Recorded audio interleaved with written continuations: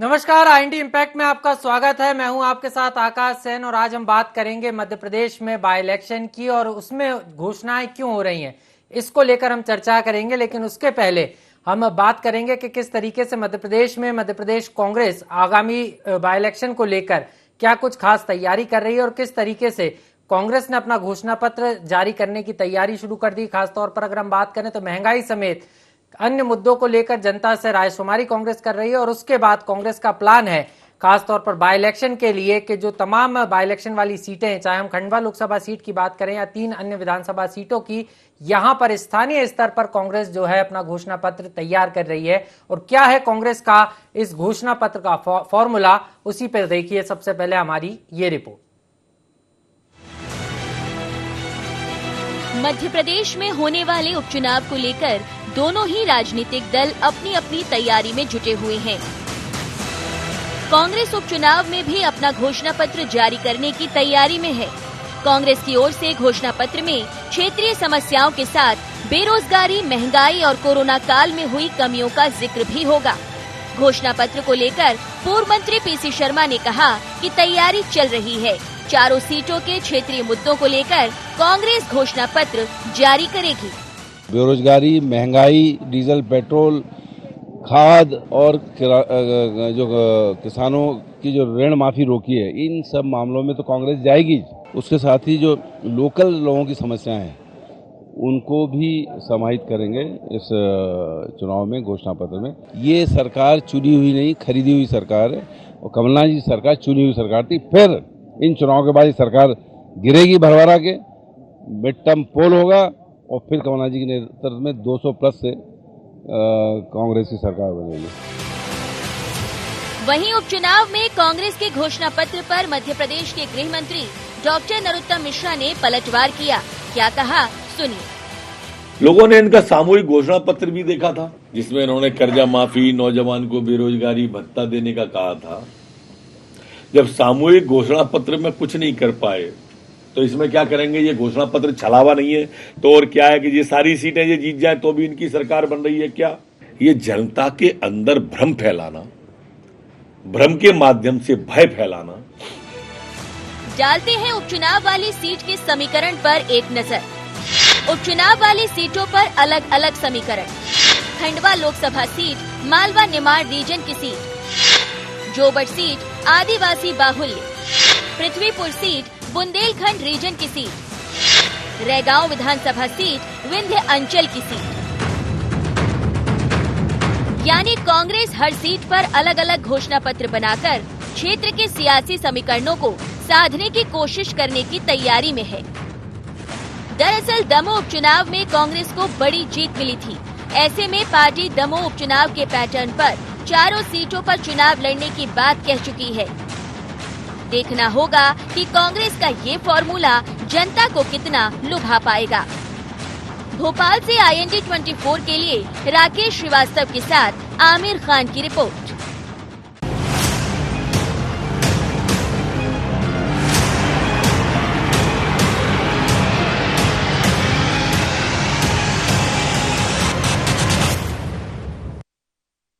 सवाल यही है कि आखिर घोषणा क्यों, और इसी को लेकर मध्य प्रदेश में सियासत हो रही है। एक तरफ जहां कांग्रेस बाय इलेक्शन के लिए स्थानीय स्तर पर जो है कांग्रेस का एक फॉर्मूला कांग्रेस ने तैयार किया है कि स्थानीय स्तर पर हम अपना घोषणा पत्र और विकास की तैयारी करेंगे कि अगर कांग्रेस के विधायक जीतते हैं, कांग्रेस के प्रत्याशी यहां से जीतते हैं तो कांग्रेस यहां पर किस तरीके से विकास करेगी। तो कुल मिलाकर अगर हम बात करें तो 2018 की तर्ज पर ही कांग्रेस यहां पर जो है जनता के बीच में जाने की तैयारी कर रही, तो वहीं बीजेपी जो है साफ तौर पर इस पर सवाल उठाती हुई नजर आ रही है और इसी पर हम चर्चा करेंगे कि आखिर घोषणा क्यों।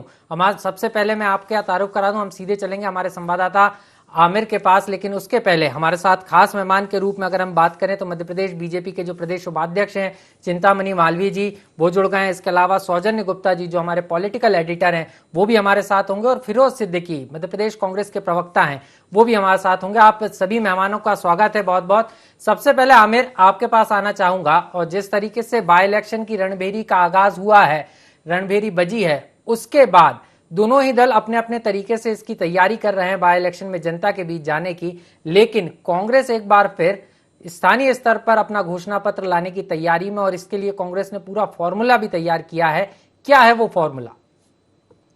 देखिए, अक्सर हम आम चुनावों में देखते हैं कि दोनों ही राजनीतिक दलों की ओर से एक घोषणा पत्र बनाया जाता है जिसमें जनता के जो मुद्दे हैं उनको शामिल किया जाता है और वादा किया जाता है जनता से कि अगर हम जीतते हैं तो क्या कुछ जनता को सौगातें देंगे, क्या कुछ उनकी समस्याओं का किस तरह से निराकरण करेंगे।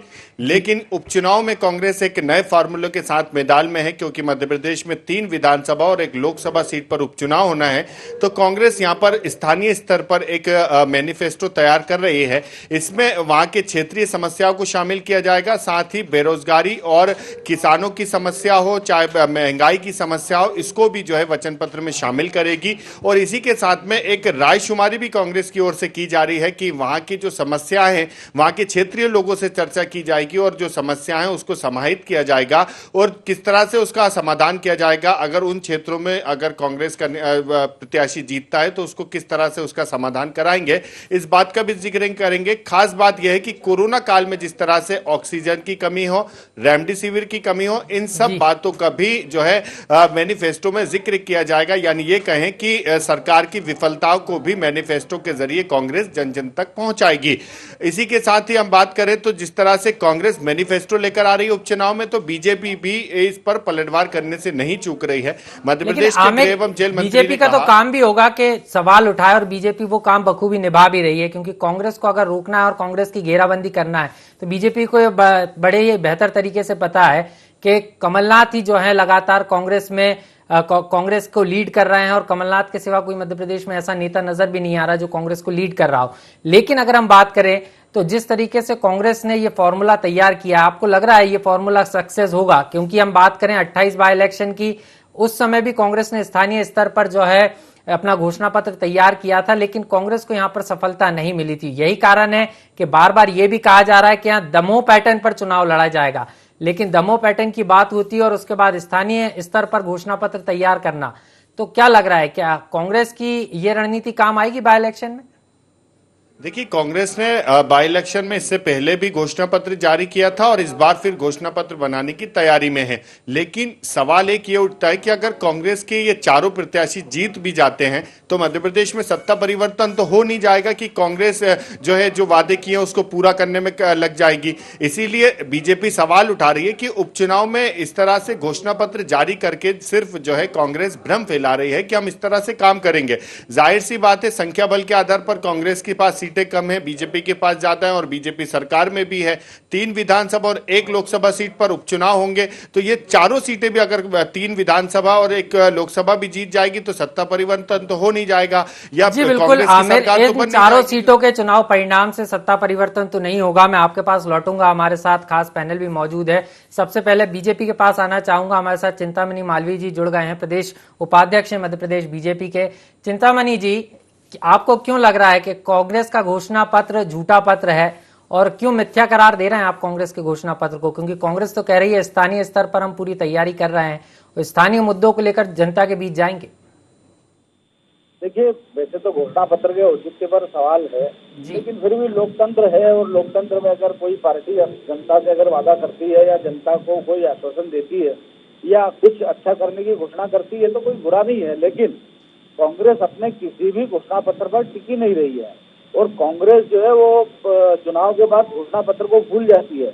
आप देखें कि किस तरह बड़े बड़े वादे कांग्रेस ने पिछले घोषणा पत्र में किए थे, लेकिन वो पूरे नहीं किए। उन्होंने कहा था कि हम सबका कर्ज माफ करेंगे, लेकिन कर्ज माफ करने की बारी आई तो किसी को नीला पत्र पकड़ा रहे हैं, किसी का पीला पत्र है, किसी को क्या किस तरह का फॉर्म दे रहे हैं, किसी को किस तरह का फॉर्म दे रहे हैं, कहीं ऐसे उलझा रहे हैं, कहीं वैसे उलझा रहे हैं।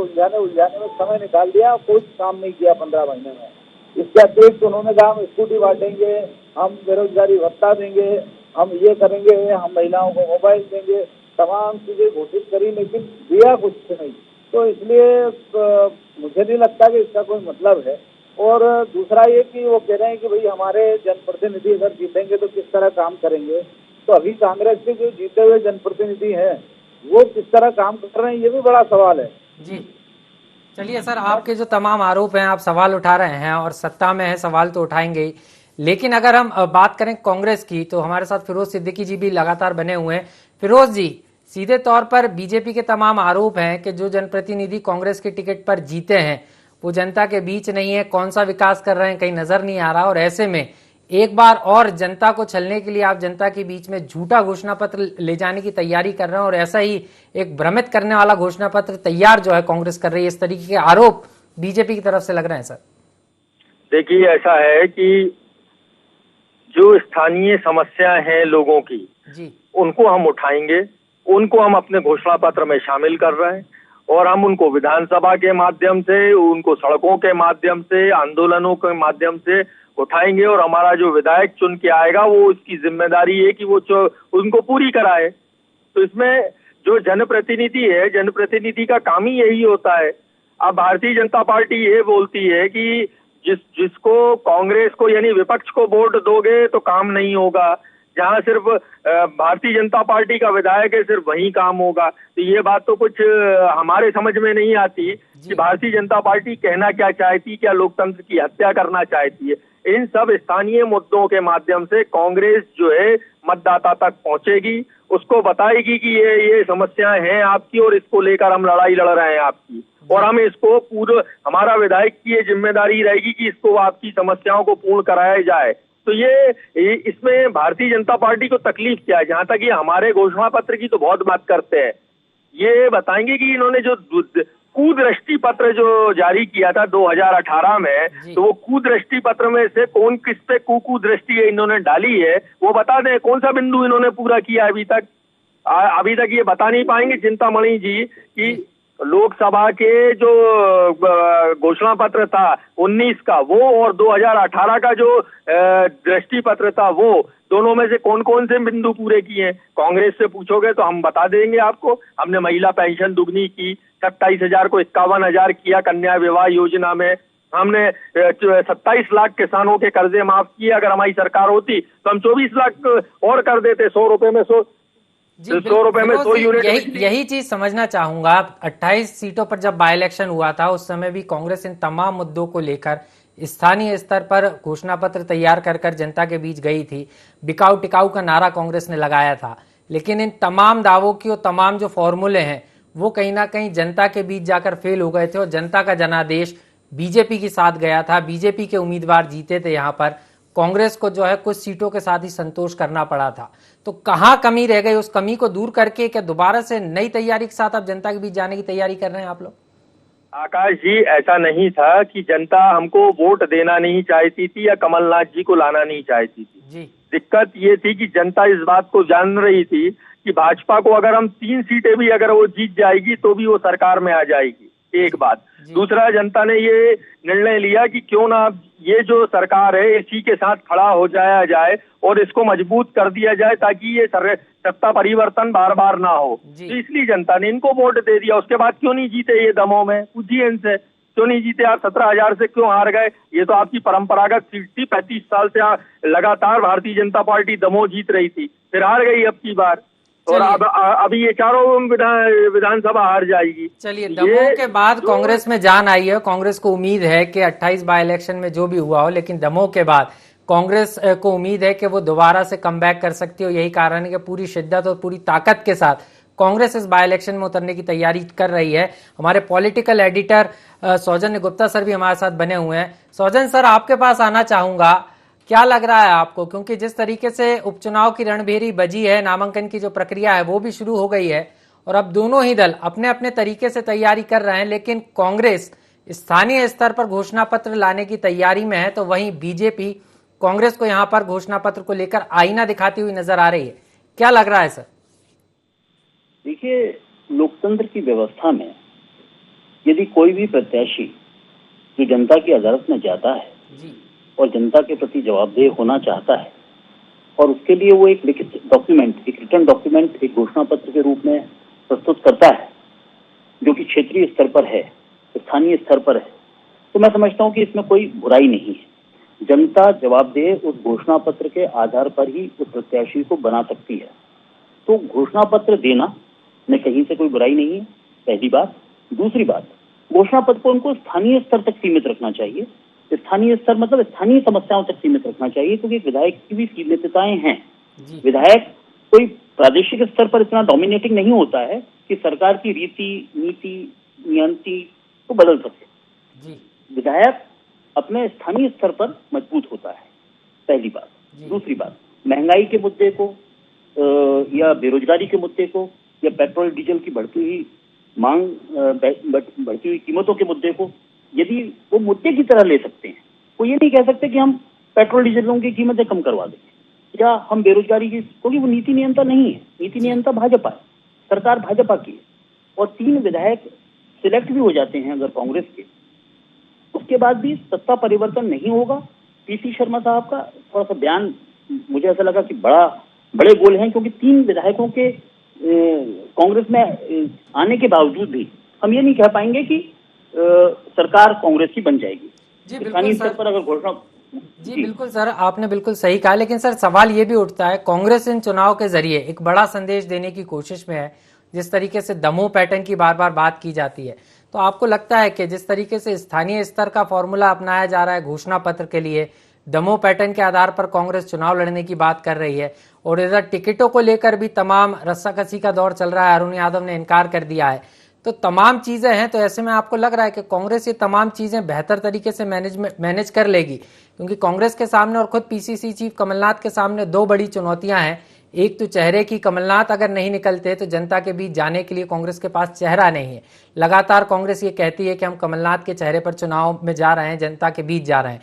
दूसरा ये कि अगर ऐसा ही रस्साकसी का दौर चलता रहा तो फिर जनता के बीच में घोषणा पत्र लेके कौन जाएगा? देखिए, बात घोषणा पत्र की थी, और घोषणा पत्र तक अगर अपन सीमित करें तो घोषणा पत्र सत्य है या झूठ है या पाखंड है, ये तो 2 वर्ष के कार्यकाल के बाद, जो 2 वर्ष का बैलेंस कार्यकाल इन लोगों को मिलेगा, उसके बाद ये साबित होगा कि घोषणा पत्र सच्चा था या झूठ का, पाखंड था, जो कुछ भी था। तो उसको हम अभी से नहीं कह सकते ये घोषणा पत्र झूठा है, क्योंकि जब तक उसको रस्ता कसी में कसौटी पर कसा ही नहीं गया तो हम ये नहीं कह पाएंगे कि घोषणा पत्र झूठा है कि सच्चा है। ये 2 वर्ष के बाद पता चलेगा कि इन्होंने ये जो घोषणा पत्र में घोषणाएं की थी, लिखी थी, वो घोषणा पत्र में घोषणाएं पूरी हुई कि नहीं हुई, तो वो झूठ का पुलिंदा साबित हुआ। तो अभी इस स्तर पर हम ये कहें कि घोषणा पत्र झूठा है, ये थोड़ा सा जल्दीबाजी होगी मेरे हिसाब से ये कहना। जी बिल्कुल सर, बीजेपी के इस तरीके के आरोप हैं क्योंकि 2018 में भी कांग्रेस एक ऐसा ही घोषणा पत्र लेकर आई थी और उसको भ्रामक बता रही है बीजेपी, झूठा बता रही है। मैं बीजेपी के पास ही आना चाहूंगा, चिंतामणि मालवीय जी हमारे साथ लगातार बने हुए हैं। चिंतामणि जी, कांग्रेस साफ तौर पर बीजेपी पर ही आरोप लगा रही है कि 15 सालों में जो तमाम घोषणाएं सरकार ने की थी, बीजेपी सरकार ने की थी, वो सरकार ने नहीं निभाई, और कांग्रेस जो है 1.5 साल में ऐसा करिश्मा कर गई और उन्हीं को लेकर दोबारा से जनता के बीच जाने की तैयारी कर रही है। और बार बार दमोह का जो जीत का फॉर्मूला है उसके आधार पर जनता के बीच में जाने की बात कांग्रेस की तरफ से की जा रही है। आपकी क्या तैयारी है सर, और आपको लगता है कि दमोह में कुछ कसर रह गई थी तो यही कारण है कि आप लोग भी तेज गति के साथ यहाँ पर चुनावी मैदान में नजर आ रहे हैं? देखिए, दमोह की जीत अपवाद थी, वो एक एक्सीडेंटल जीत जी, और उसकी जीत को अगर ये आधार लेकर के चल रहे हैं कि दमोह में हम जीत गए इसलिए बाकी जगह भी जीत जाएंगे, हम पत्थरगढ़ जीत जाएंगे, हम और दूसरी विधानसभा जीत जाएंगे, तो मुझे लगता है कांग्रेस खुद बहुत बड़े भ्रम में है और ऐसा कुछ होने नहीं वाला है। प्रदेश की जनता पर्याप्त समझदार है, वहाँ दूसरे फैक्टर थे, दूसरे कारण थे, और इस कारण दमोह का रिजल्ट अगर कांग्रेस के पक्ष में गया तो उसी को आधार बना करके अगर ये चल रहे हैं, उत्साह बढ़ना ठीक है, क्योंकि उनके पास तो पराजय है लगातार, ना नेता है, ना कोई इस तरह का संगठन है, ना अभी तक कैंडिडेट की कोई सूरत नहीं बनी है, और ऐसी स्थिति में उनका स्वाभाविक है कि दमोह पे वो खुश हो, लेकिन बहुत खुश होने की जरूरत नहीं है। ये चारों चुनाव कांग्रेस हारने वाली है और उसकी हार यकीनी है। जी बिल्कुल सर, मैं आपके पास लौटूंगा। हमारे साथ फिरोज सिद्दीकी जी लगातार बने हुए हैं। फिरोज जी, बीजेपी को तो पूरा बीजेपी दावा भी कर रही है कि चारों उपचुनाव बीजेपी जीतेगी, लेकिन कांग्रेस ने 2018 में साइलेंट मोड पर तैयारी की थी और उसका परिणाम जो है देखने को भी मिला था। तो बीजेपी के अपने आरोप हैं, लेकिन आप लोगों की क्या तैयारी है? आप लोग ये भी कहा जा रहा है घोषणा पत्र के साथ साथ बीजेपी की जो 15 साल की सरकार के कार्यकाल के दौरान जो घोषणाएं हुई हैं उसका भी एक पूरा जो है खाका तैयार किया जा रहा है, और कहा जा रहा है कि जनता को अपने घोषणा पत्र के साथ ये भी बताएंगे कि बीजेपी शासनकाल की जो घोषणाएं अधूरी रह गई उनको भी जनता के बीच में पहुंचाने की कवायद करेंगे आप लोग? बिल्कुल करेंगे हम। रैगांव में हम बताएंगे कि मैहर को स्मार्ट सिटी बनाने की घोषणा की थी जब नारायण त्रिपाठी चुनाव लड़ रहे थे, उपचुनाव। क्या बन गया मैहर स्मार्ट सिटी? ये सवाल हम रैगांव में करेंगे, लोगों को दिखाएंगे कि ये देखो। और हम स्थानीय स्तर पर हर जगह मुख्यमंत्री ने घोषणाएं की हैं जो अधूरी रह गई शिवराज सिंह जी ने, वो सारी चीजें हम एक एक करके जनता को गिनाएंगे। नंबर 1।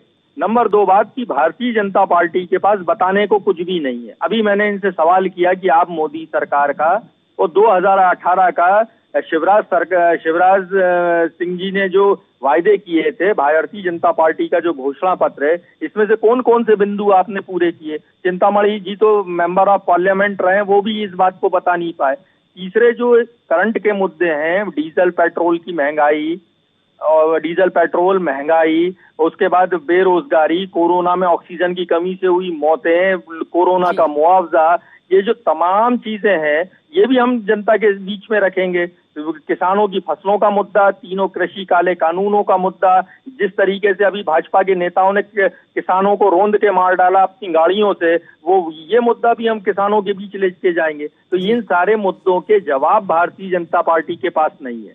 वो सत्ता में है, केंद्र में भी है, राज्य में भी है, डबल इंजन की उनकी सरकार है, लेकिन उसके बावजूद भी वो जो है विपक्ष पे आरोप लगा रहे हैं, सवाल कर रहे हैं, विपक्ष से कर रहे हैं। जनता जानना चाहती कि सरकार में भारतीय जनता पार्टी, उसने हमारे लिए क्या किया और आगे आप क्या करने जा रहे हैं हमारे लिए, ये बताएं। इसके जवाब तो भारतीय जनता पार्टी के पास है नहीं, तैयारी अधूरी है।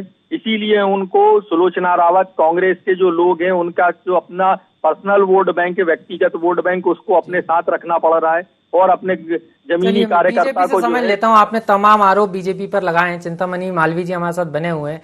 चिंतामणि जी, तमाम आरोप कांग्रेस की तरफ से बीजेपी पर लगाए जा रहे हैं, क्या कहेंगे सर? देखिए, जहाँ तक सवाल है मोदी जी ने क्या घोषणा की, क्या वादे किए, अभी लोकसभा का चुनाव नहीं है जी। का चुनाव होगा तब वो हिसाब देंगे। तो मोदी जी का चुनाव होगा तो मोदी जी करेंगे, और जब राज्यसभा का चुनाव होगा तो मध्य प्रदेश की सरकार ने किया है वो भी बताएंगे। लेकिन अभी घोषणा पत्र कांग्रेस ला रही है, तो अभी जो संदर्भ है वो कांग्रेस के घोषणा पत्र का है, और इसीलिए चूंकि कांग्रेस घोषणा पत्र ला रही है, इसलिए सवाल उठना लाजमी है कि भाई तुम्हारे पुराने घोषणा पत्रों का क्या हुआ। और स्थानीय स्तर का तुम चुनाव, विधानसभा की बात कर रहे हैं और मुद्दे जो है वो राष्ट्रीय उठा रहे हैं। इसका मतलब आपको घोषणा पत्र के प्रति आपकी गंभीरता नहीं है। आप केवल लोगों के ध्यान में मुद्दे लाना चाह रहे हैं, लोगों को भटकाना चाहते हैं, लोगों से छलावा कर रहे हैं और कुछ नहीं है। कोई घोषणा पत्र करके और कांग्रेस उसको क्या कर देगी, पिछले घोषणा पत्रों के साथ क्या कर दिया। तो घोषणा पत्र का मजाक नहीं बनना चाहिए। हमारा सिर्फ इतना कहना है, ये घोषणा पत्र लाए वो अच्छी बात है, लेकिन उसको मजाक बनाए, उसको पॉलिटिकल टूल बनाए, ये अच्छी बात नहीं है। जी बिल्कुल सर, मैं आपके पास लौटूंगा। हमारे साथ सौजन्य गुप्ता सर, हमारे पॉलिटिकल एडिटर लगातार बने हुए हैं। सौजन्य सर, आपके पास आना चाहूंगा। बीजेपी और कांग्रेस दोनों एक दूसरे पर सवाल तो उठा रही है, लेकिन महत्वपूर्ण ये भी है क्योंकि जिस तरीके से कांग्रेस की जो रणनीति है कि घोषणा पत्र के सहारे कांग्रेस अपनी वैतरणी पार लगाना चाहती है, और यही कारण है कि स्थानीय स्तर पर कांग्रेस ये घोषणा पत्र तैयार कर रही है। लेकिन सर, आपको लग रहा है कि कांग्रेस का ये फॉर्मूला काम आएगा? क्योंकि अगर हम बात करें बीजेपी की, तो बीजेपी लगातार कांग्रेस से कई ज्यादा आगे नजर आ रही है। लगातार कई सौगातें सरकार की तरफ से पहले भी दी गई हैं, और यहाँ पर सत्ता और संगठन पैरेलली जो है बाय इलेक्शन वाली सीटों पर उतर चुका है और लगातार काम कर रहा है। तो क्या लग रहा है कि कांग्रेस के सामने सर यहाँ पर एक बड़ी चुनौती रहने वाली है, और ये जो बाय इलेक्शन है काफी दिलचस्प होगा? आकाश जी, निश्चित तौर पर ये बाय इलेक्शन बड़ा दिलचस्प होगा, रोचक होगा। एक बात हमें समझनी चाहिए कि लगभग सभी पार्टियां, देखिए आजादी के बाद से लगभग सभी पार्टियां, मैं किसी व्यक्ति विशेष व्यक्ति पार्टी को नहीं कहता हूं, लगभग सभी पार्टियां, अंग्रेजी में कहावत है कि ओवर कमिटमेंट अंडर डिलीवरी, मतलब कमिटमेंट ज्यादा करते हैं और उतना डिलीवर कर नहीं पाते हैं। नियत साफ भी रहती होगी लेकिन उतना डिलीवर नहीं कर पाते हैं। इस कारण से जनता में एक असंतोष आता है, एक इनकम्बेंसी फैक्टर आता है, और उसके बाद जनता सरकार को पलटने के बारे में सोचने लगती है। होना ये चाहिए, आदर्श स्थितियां ये होनी चाहिए कि हम अंडर कमिटमेंट करें और ओवर डिलीवरी करें। लेकिन इस आदर्श स्थिति को कोई फॉलो करता नहीं, कोई भी राजनीतिक दल फॉलो करता नहीं। जब ओवर कमिटमेंट होता है, डिलीवरी अंडर होती है, तो कहीं ना कहीं असंतोष का होना, उभरना स्वाभाविक है। रही बात कांग्रेस के लिए, कांग्रेस पूरी ताकत झोंकेगी, उनके पास सरकार है, बीजेपी उसके पास सत्ता है, बीजेपी के पास निश्चित तौर पर नेताओं की एक बड़ी फेहरिस्त और बड़े नेताओं की एक बड़ी फेहरिस्त जिनका कनेक्ट है जनता के साथ वो हैं, इसमें कोई शक नहीं। शिवराज सिंह चौहान साहब हैं, वीडी शर्मा साहब हैं, ज्योतिरादित्य सिंधिया साहब हैं, पूरी मिनिस्ट्री है। तो एक बड़ा अमला और बड़े चेहरे उनके पास हैं और कांग्रेस कमलनाथ जी के दम पर या अपने स्थानीय प्रत्याशी के दम पर चुनाव लड़ने की कोशिश कर रही है। कांग्रेस भी ईमानदार प्रयास कर रही है। दोनों को ही शुभकामनाएं हैं हमारी तरफ से। लेकिन सर बिल्कुल समय की बाध्यता है, माफी के साथ आपको रोकना चाहूंगा। आप तमाम मेहमान हमारे साथ जुड़े, आपका बहुत बहुत धन्यवाद। अंतिम प्रतिक्रिया मैं सीधे आमिर के पास चलूंगा 30 सेकंड के लिए। आमिर, जिस तरीके से घोषणा पत्र तैयार कांग्रेस कर रही है और आपको क्या लग रहा है कि आने वाले दिनों में जब ये घोषणा पत्र जारी होगा तो इसको लेकर और सियासत देखने को मिलेगी? देखिए, जाहिर है जब अभी घोषणा पत्र जारी करने की बात कही है कांग्रेस ने, तभी तमाम तरह के सवाल उठ रहे हैं।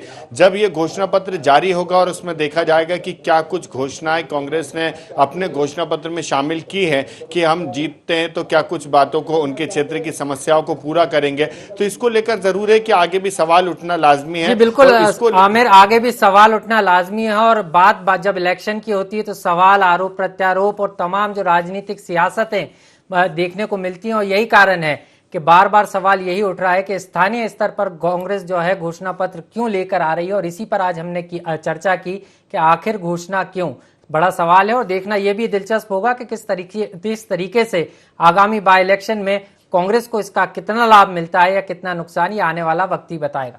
तब तक IND इम्पैक्ट में इतना ही। मुझे दीजिए इजाजत, नमस्कार।